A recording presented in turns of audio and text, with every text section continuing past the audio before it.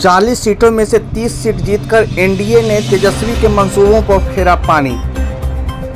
2024 के लोकसभा चुनाव के बाद जेडीयू का अस्तित्व खत्म हो जाने की बात करने वाले तेजस्वी यादव को लगा बड़ा झटका। जेडीयू 16 में से 12 सीट जीतकर केंद्र में भी अपनी अहमियत का कराया एहसास। कल 4 जून को लोकसभा चुनाव 2024 का परिणाम घोषित होते ही जेडीयू कार्यालय में खुशी का माहौल छा गया। जेडीयू बिहार में 16 सीटों पर चुनाव लड़ी थी, जिसमें से 12 सीटों पर जीत हासिल हुई। पटना जेडीयू कार्यालय प्रांगण में महिला कार्यकर्ताओं ने इस जीत का खुशी मनाते हुए गुलाल की होली खेली। खुशी के मौके पर जेडीयू प्रवक्ता प्रतिभा सिंह ने कहा कि खत्म हो जाएगा। इसके बारे में क्या कहना चाहते हैं? आरजेडी को समझ में आ गया ना, आज के परिणाम में आरजेडी को आईना दिखा दिया ना।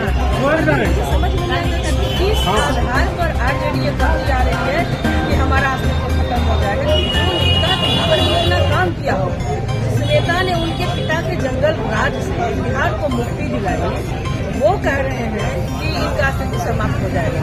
अपना काम करने वाला नेता का अस्तित्व समाप्त होगा तो बिहार की जनता ने उनको दिखा दिया कि किसका अस्तित्व बना हुआ है और किसका अस्तित्व समाप्त हो गया। वो अपनी मुंह कहाँ छुपाएंगे? इन सीटों पर चुनाव लड़े थे, ये सीटें मिली हैं। तेजस्वी यादव जी अपना परवाह करें। हमारे नेता नीतीश कुमार जी ने जिस तरह से बिहार के लिए काम किया है, अब आप बताइए, रोल मॉडल स्थापित करना पूरे देश में। जिस तरह से बिहार में तो महिला का मतलब कितने महिलाओं का मतलब कम की कि जो महिलाएं, हम जैसी महिलाएं घर के चौका बर्तन हमारा जीवन व्यतीत हो जाता है ना, उन्होंने स्वयं सहायता समूह के माध्यम से जीविका के माध्यम से महिलाओं को मतलब स्वावलंबी बनाया।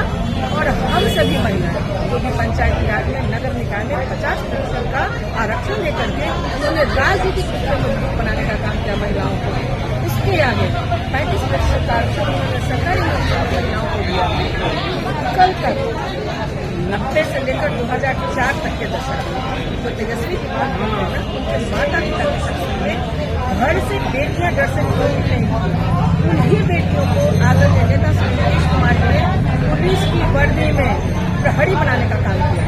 हर घर में शिक्षक और शिक्षिकाएं हैं।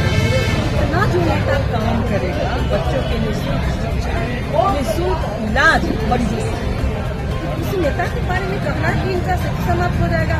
अरे भाई, आदरणीय नेता श्री नीतीश कुमार जी के बिना राजनीति में बढ़ने के लिए तो सोच भी नहीं सकता, मेरा दावा है।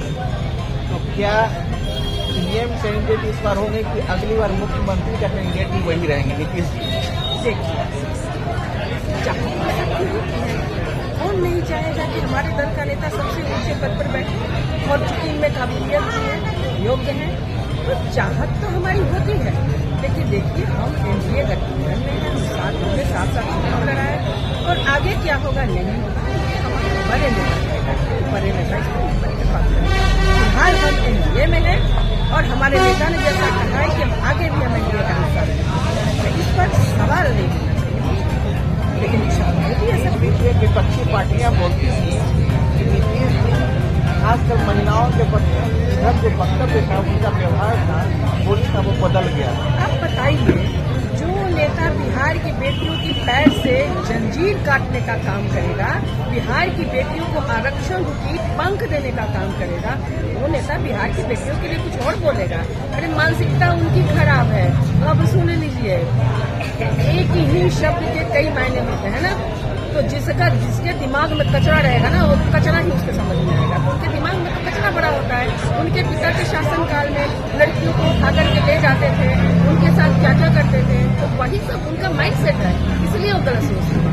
हमारे नेता जिस तरह से बेटियों को उन्होंने स्वावलंबी बनाया है, साइकिल योजना देकर के, किसान योजना देकर के, दूसरी शिक्षा की व्यवस्था करके, प्रोत्साहन योजना देकर, दहेजबंदी करके, सोच लीजिए, मैट्रिक करेगी 10,000, इंटर करेगी 25,000, ग्रेजुएशन करेगी 50,000, यूपीएससी का तैयारी करेगी 1 लाख रुपए और उसके बाद बढ़ जाएगी तो 35% का आरक्षण नौकरियों में। नौकरी कर लो बेटी, दहेज लेके नहीं जाना है ससुराल, दहेज की बलि पर नहीं चढ़ना है। इतनी व्यवस्था जिसने लड़कियों और महिलाओं के बारे में कुछ पटांग बोलेंगे? उनके दिमाग में कचरा भरा है, बड़ी सुनाई देती है।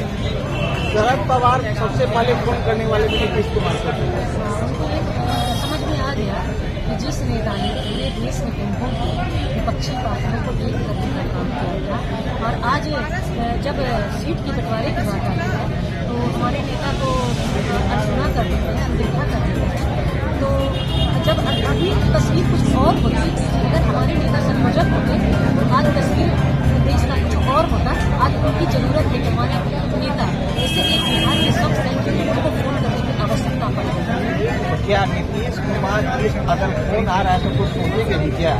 ये तो नेता की बात है ना, ये तो नेता, हम लोग एक सिपाही हैं, नेता जिधर जाएंगे हम लोग उधर जाएंगे। क्योंकि आपकी इच्छा है कार्यकर्ता की प्रधानमंत्री नीतीश कुमार बने। आजकल अच्छा ये बताइए भाई, आप अगर बिहार से हैं तो आपको तो जरूर गर्व होगा कि हमारे बिहार में एक केंद्र के सीट पर बैठते हैं, केंद्र की सरकार बनती है उनकी, तो हम बिहार वासी अगर महागठबंधन की ओर से अगर ऑफर आता है कि नीतीश कुमार ही प्रधानमंत्री बनेंगे तब तो ये फैसला भी मैं अभी उन्हीं पे छोड़ती हूँ। हम लोग एक छोटे से कार्यकर्ता हैं, हमारे नेता जिधर भी जाएंगे विकास की गति उधर ही जाएगी। ये कहना है जेडीयू प्रवक्ता